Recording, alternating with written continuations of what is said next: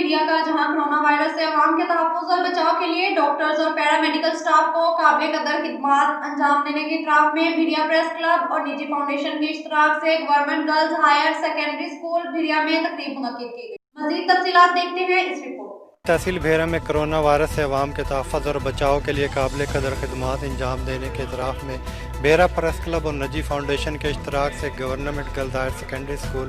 भेरा में तकरीब मुनक्किद की जा रही है, जिसमें मेडिकल के पेशे से वाबस्ता अफराद को उनकी खिदमात के इतराम में अवार्ड दिए गए और सर्टिफिकेट भी तकसीम किए गए। तकरीब में असिस्टेंट कमिश्नर भेरा मोहम्मद मुर्तज़ा, डॉक्टर अबुल हसन शाह, मुफ्ती शहर साहबजादा इबरार अहमद बुगवी, डॉक्टर्स वकला और सियासी समाजी रहनुमाओं ने भरपूर तौर पर शिरकत की।